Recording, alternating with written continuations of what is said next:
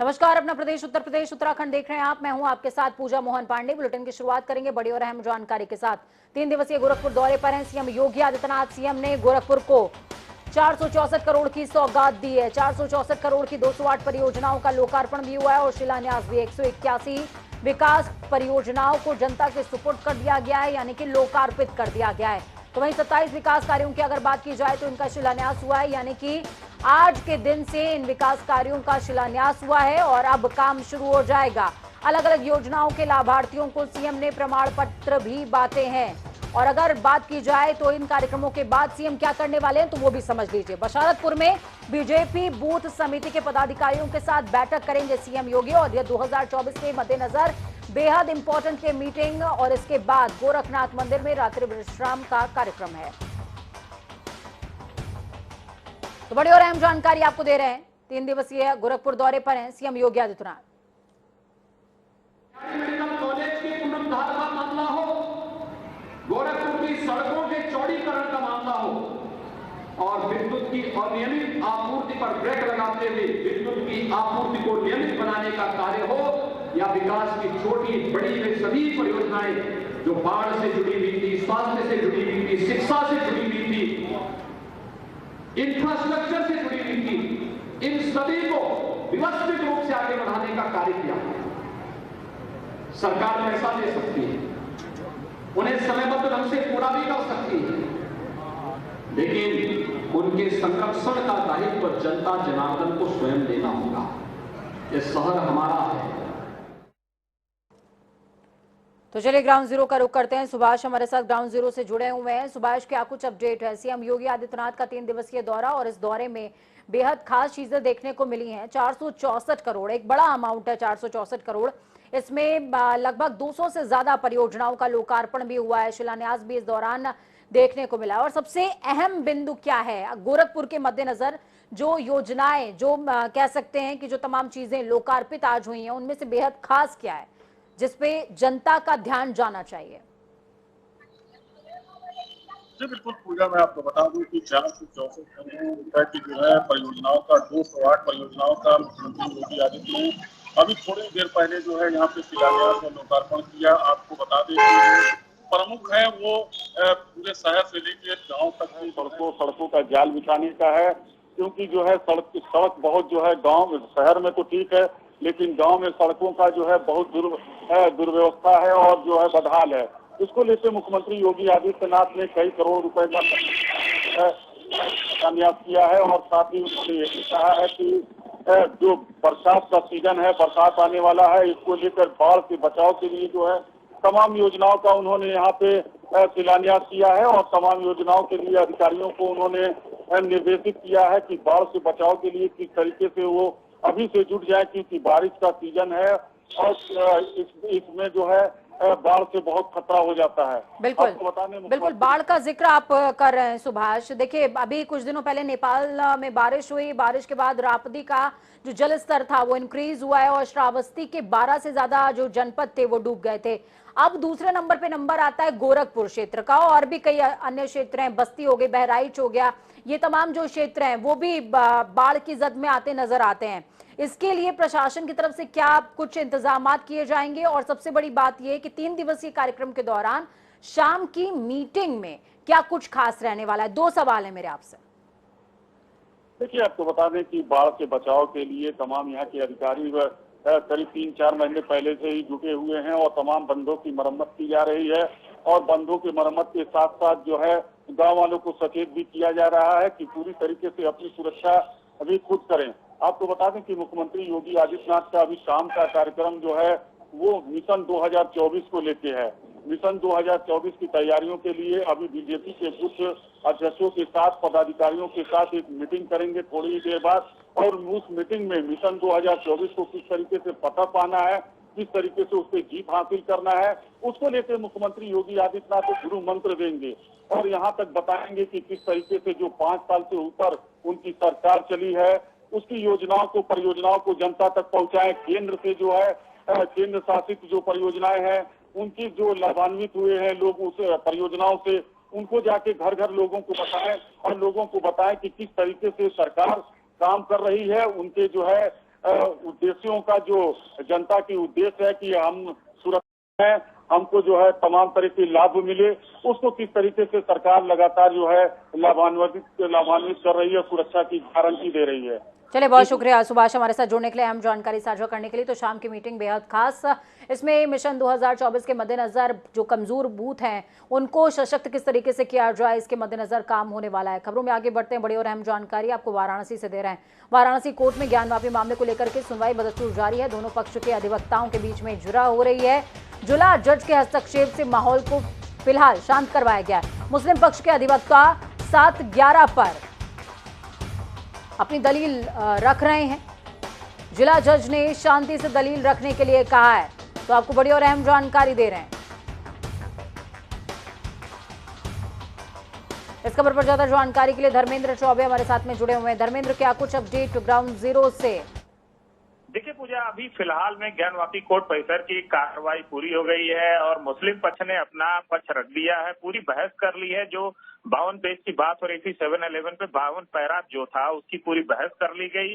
अब उसमें लगातार वादी पक्ष, हिंदू पक्ष द्वारा अधिवक्ता विष्णु जैन द्वारा अपनी बात लगातार रखी जा रही थी, जिसको लेकर बीच बीच में तीखी बहस हुई, जिसके लिए जिला जज को हस्तक्षेप करना पड़ा और उन्होंने दोनों पक्षों के अधिवक्ताओं से अपील की कि शांति से अपनी बातों को रखा जाए और जो बातें हैं उसको शांति से रखेंगे तो बातों को हम समझ पाएंगे और उससे फिर निर्णय लेने में थोड़ी आसानी होगी। तो कहीं न कहीं धर्मेंद्र, मैं आपसे ये भी समझना चाहूंगी, देखिए पिछली बार जब जिरह हुई तो उसमें मुस्लिम पक्ष ने अपना पक्ष रखा था और उन्होंने जो वर्शिप एक्ट है उसका हवाला दिया कि चूंकि ये एक्ट अभी एक्टिव है, इस वजह से जो है ये केस नहीं सुना जाना चाहिए। तो क्या आज मुस्लिम पक्ष की जिरह पूरी हो चुकी है और हिंदू पक्ष की जिरह शुरू हो गई थी, या फिर अगली कोई तारीख सुनिश्चित हुई है न्यायालय की तरफ से? देखिए पूजा, अभी फिलहाल में जो है मुस्लिम पक्ष की जो बहस है 7-11 एक्ट पर पूरी कर ली गई है। बीच बीच में हिंदू पक्ष ने अपना जो 7-11 एक्ट एडमिट करेगा मेंटेनेबल है या नहीं, इस पर लगातार उन्होंने अपनी दलील रखा है। बीच बीच में जो हस्तक्षेप था वो किया है। विष्णु जैन ने अपनी तरफ से लगातार न्यायालय को ये उन्होंने जिला जज के सामने रखा है कि 7-11 एक्ट एडमिट मेंटेनेबल है या नहीं है।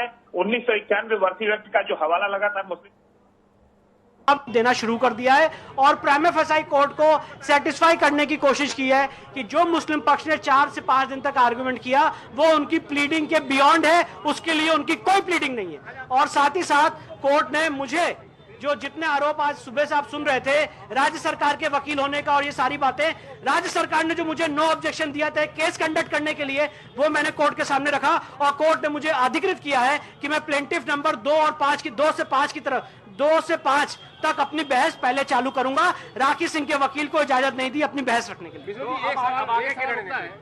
आगे की रणनीति यह है कि हमारे पास सारे रिटर्न स्टेटमेंट्स और रूलिंग्स हैं, कोर्ट को हम दे चुके हैं और अपनी पूरी तैयारी है। कल हरिशंकर जैन साहब भी आ रहे हैं अपनी बहस रखने के लिए और पुरजोर तरीके से अगले 2 दिन तक हिंदू पक्ष हम रखेंगे। 1991 के वर्षिप एक्ट का भी जी 1991 के प्लेस ऑफ वर्शिप एक्ट का हवाला दिया गया और उसको अपने बहस के शुरुआती चरण में मैं उसको कोर्ट के सामने क्लैरिफाई कर चुका हूं कि ये जो प्रक्रिया है सेक्शन 4(1) के तहत इस जगह के धार्मिक स्वरूप को एग्जामिन करने की प्रक्रिया है और कोर्ट के सामने उसके लिए हमने रिटर्न सबमिशन और जजमेंट्स भी साइड करके रख दिए।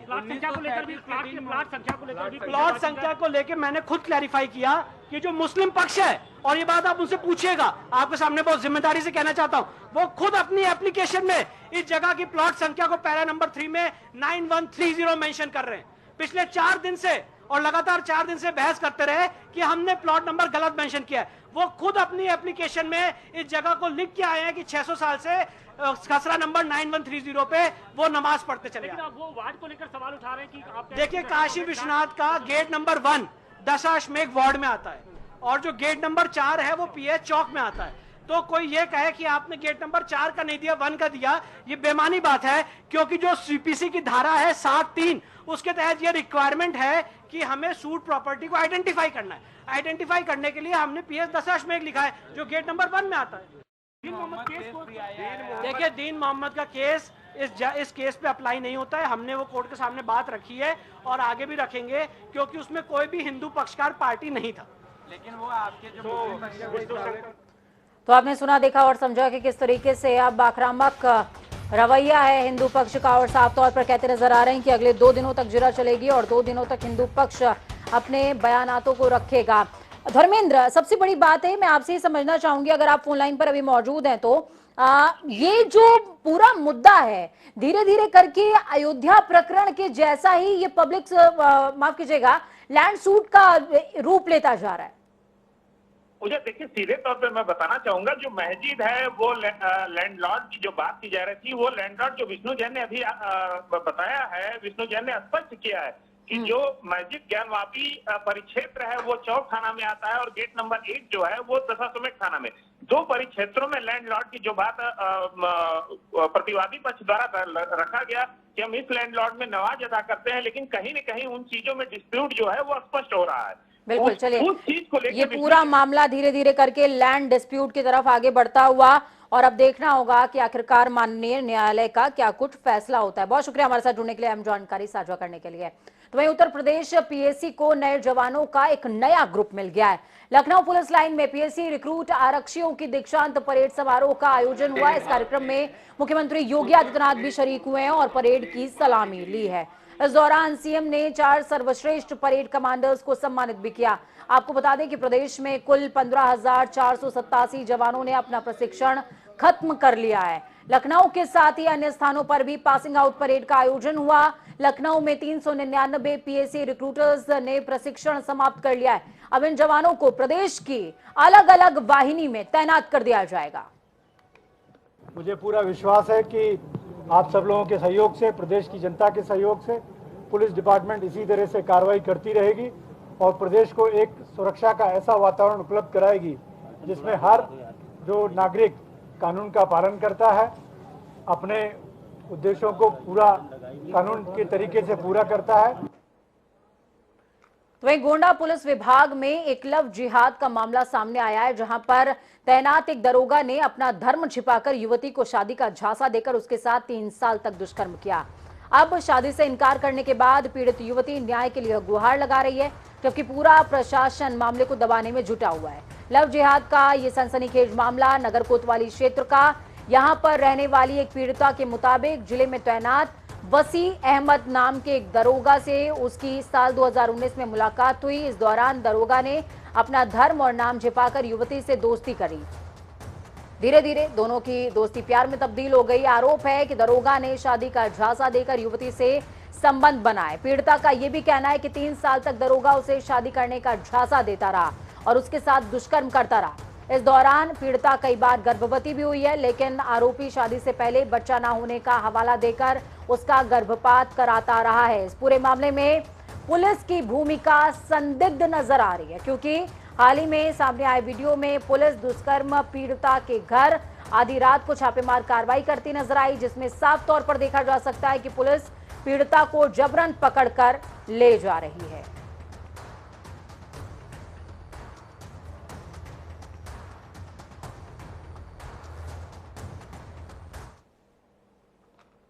तो चलिए खबरों में आगे बढ़ेंगे, बात उत्तराखंड की करते हैं। रुद्रप्रयाग में अपनी जान जोखिम में डालकर श्रद्धालु बाबा केदारनाथ धाम के दर्शन करने पहुंच रहे हैं और मजबूर भी हैं। बारिश और लैंडस्लाइड की वजह से पहाड़ों से लगातार पत्थरों का गिरना जारी है, जिसके चलते रास्ते बंद हो रहे हैं और श्रद्धालुओं को घंटों जाम से जूझना पड़ रहा है और कई बार इसकी वजह से लोग हादसे का शिकार भी हो रहे हैं।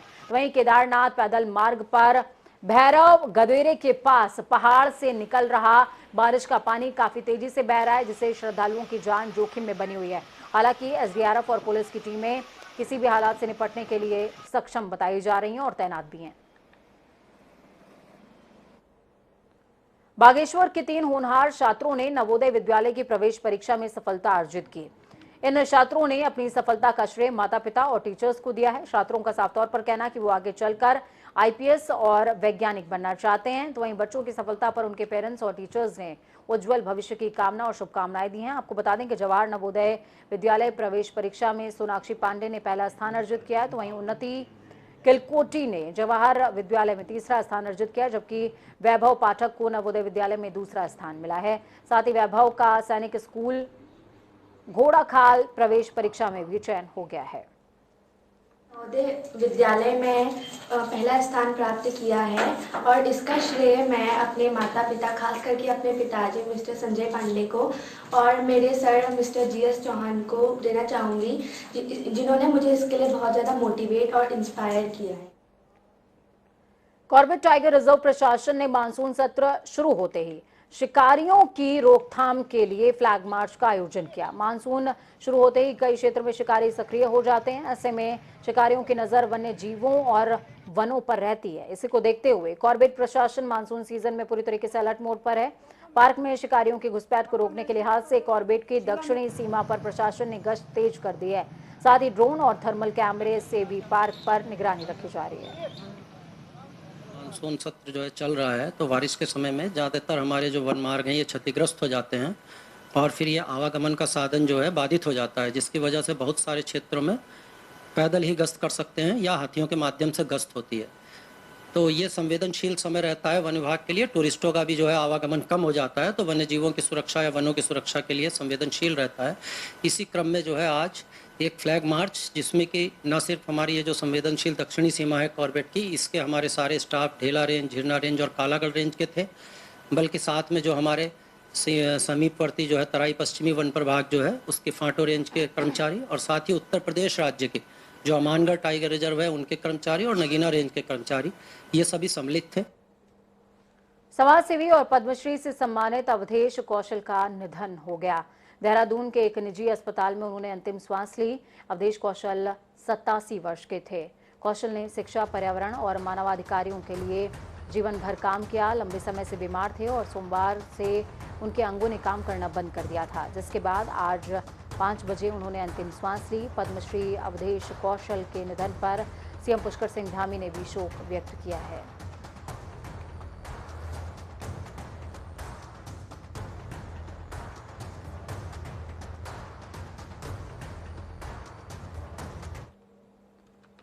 वक्त यहाँ पर छोटे से ब्रेक के उस पार खबरों का सफर लगातार जारी रहेगा। बने रहिए जनता टीवी के साथ, क्योंकि हमें आपकी ताकत, अपना और अपनों का बहुत ज्यादा ख्याल रखें। नमस्कार।